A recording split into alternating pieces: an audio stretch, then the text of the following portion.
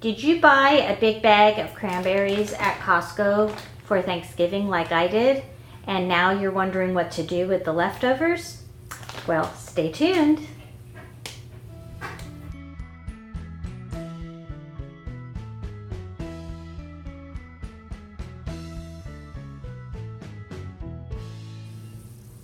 Hi everyone, Pam here from Creative Homescaping. I bought a large bag of cranberries at Costco because I like to actually use cranberries all year long. Did you know you can freeze cranberries? It works really, really well. And I always like to make my cranberry sauce from scratch because it's actually very easy. So if you haven't tried that before, that's one of the things I'm going to show you how to make yourself at home. But I thought I would share a couple other recipes. And I've actually not tried these recipes before, so we're going to be trying them together. But they look very, very simple. One of them is how to make your own craisins. Those are the dried cranberries that you can buy in the store. And the other is to use the cranberries kind of like a cinnamon roll, in a cinnamon roll. So instead of having just cinnamon filling and maybe some nuts, you use the cranberries in the rolls. And my recipe is friendly, but if you wanted to substitute the low carb sweetener with sugar, it substitutes 1 for 1. So you could certainly make these with sugar if you are not wanting to use the type of sweetener I use. I use a monk fruit sweetener.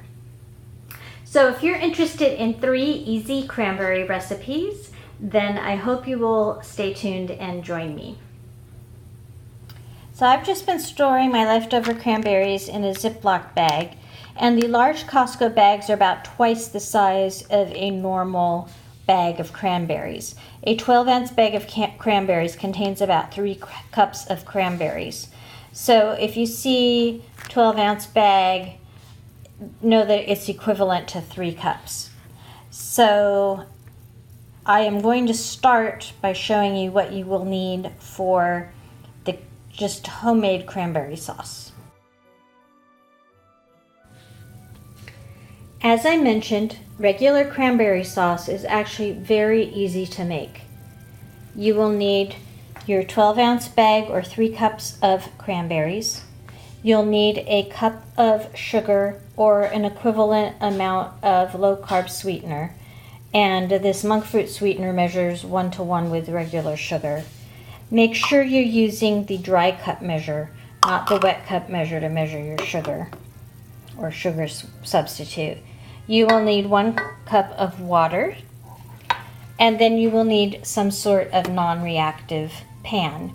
You don't want to use aluminum that is not anodized because it will eat away at the metal. But this is a Calphalon pan I've had for many years. It's non-reactive. So you're going to take the 3 cups of berries, the 1 cup of sweetener, and the 1 cup of water, put it in the pan, bring it to a low bubbling simmer, and you're going to cook for about 10 to 15 minutes. It depends on how high you have it. And you're going to stir it occasionally, and you can use a wooden spoon, or you can use what I like to use, which is a silicone spatula. This one actually is what they call, I think, a spoonula. I like to use this because it's already red, so it won't get stained by the berries, and it can tolerate the high heat. So I stir it periodically until the berries pop and they start to congeal a bit. So if it's still looking kind of runny, you want to cook it a bit more until everything has melded itself together. Now, if you want to kick things up a notch, instead of using plain water, you can use orange juice. You can either use a mix of water and orange juice, or you can use straight orange juice. This happens to be an orange off of one of our trees. And when I made cranberry sauce for Thanksgiving this year, I zested my orange, and then I juiced it, and then I just rounded it out with water. And I actually want to show you my zester. I love this zester. It's by OXO, and I'll put a link down below. And this does a really good job of just getting the orange part of the peel. It doesn't get any of the white pithy part, which is where the bitterness is. So if you just want a little bit of orange flavor, you could just use the zest and not any orange juice. Or, like I said, all orange juice or a mix of orange juice and water. That will really bring out some of the tartness, but at another level of flavor in your cranberry sauce. And then the last thing you can do is put in a stick of cinnamon.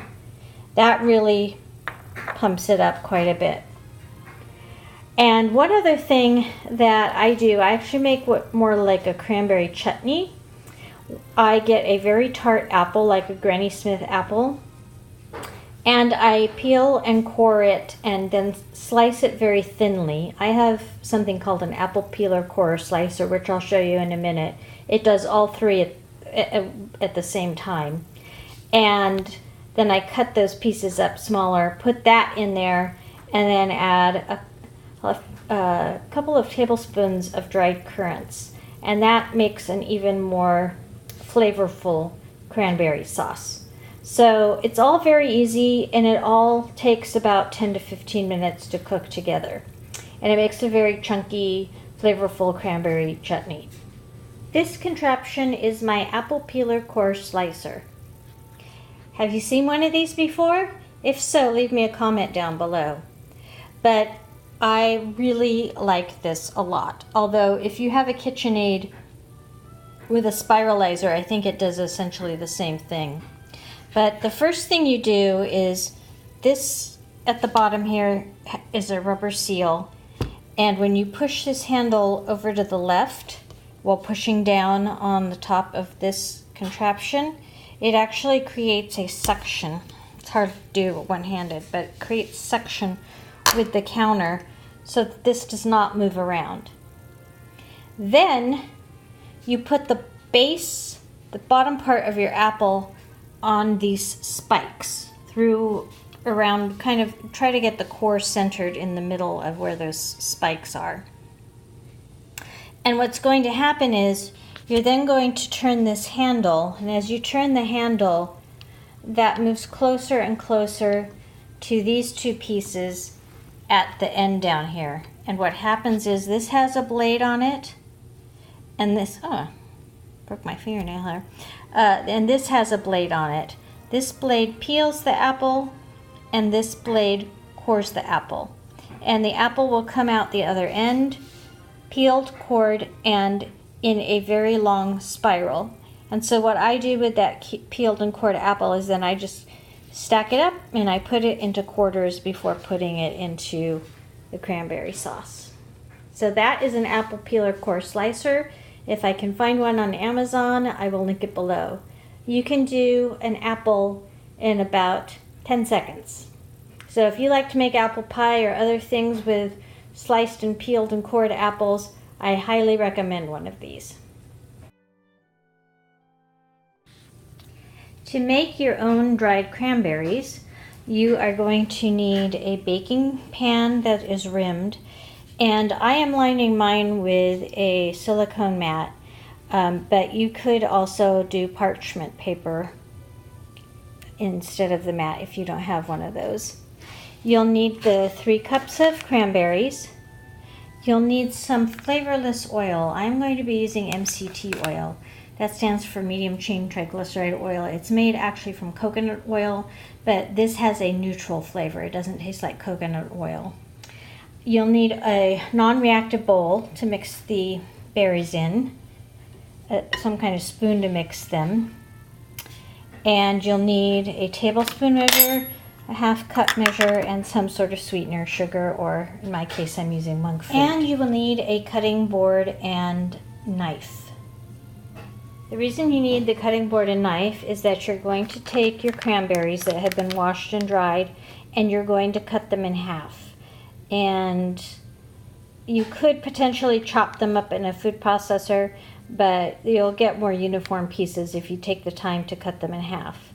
Once you have them cut in half, you're going to put them into the bowl, and then you're going to mix them with the half cup of sweetener and 2 tablespoons of the oil and toss them around till they're well coated. Then you are going to spread them out onto the baking sheet, and you're going to put them in an oven that's been preheated to 200 degrees.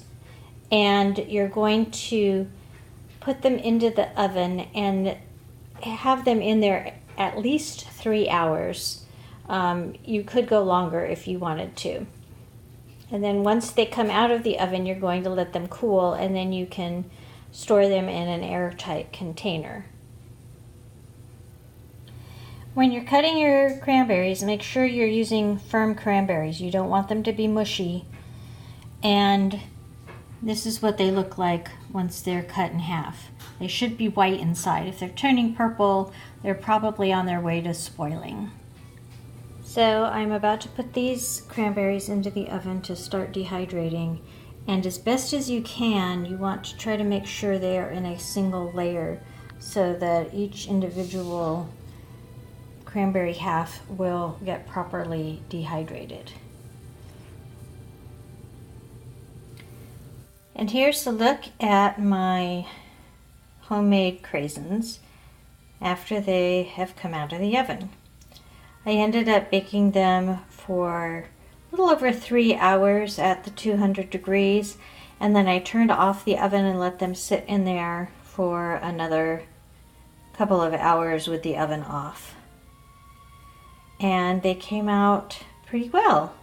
They're a little more tart than the ones you buy in the store, but I know exactly what's in them, and better, I can eat them. So these are the cinnamon rolls I'm going to be making. As you can see, I got this from the website All Day I Dream About Food. So I will put a link to that down below so that you can check out the full recipe. But the first thing I need to do is toast some pecans. So that's what I'm going to do. I just have my pecans in a little skillet, and I'm going to toast them lightly for a couple of minutes till I start to smell sort of a nutty smell. It will bring out the flavor in the pecans. But if you want to skip this step, you could probably do that. So one of the things you're supposed to do is to have chopped pecans and chopped cranberries using a food processor. So I think I'm going to chop up the cranberries first and then empty them out, and then I will chop up the pecans. That way the pecans will absorb some of the liquid that may come out of the cranberries. Just a little tip for you. I still have an old-fashioned nut chopper, but for this I think I'm going to use my little mini food processor, since it says that the cranberries will chop up finer in the food processor. And in fact, I am thinking of getting rid of my hand chopper because it's kind of redundant with this one, and I'm trying to simplify things in my household. I'm doing something a little bit differently than what the recipe calls for. I have mixed up the cranberries, the nuts, and the sweetener together because I want to make sure everything is evenly distributed. This recipe uses a coconut flour-based fathead dough, which is a dough made with mozzarella cheese. So I just finished weighing out my cheese using my kitchen scale. And I didn't grow up using a kitchen scale, but I know they use it a lot in professional kitchens, and I am finding it to be very handy. Okay, here are the keto rolls straight out of the oven. They smell wonderful. Thanks for watching. If you like this video, please give me a thumbs up. And if you're new to my channel, I hope you'll subscribe by clicking the subscribe button down below. I post several videos a week on how to creatively manage and decorate your home.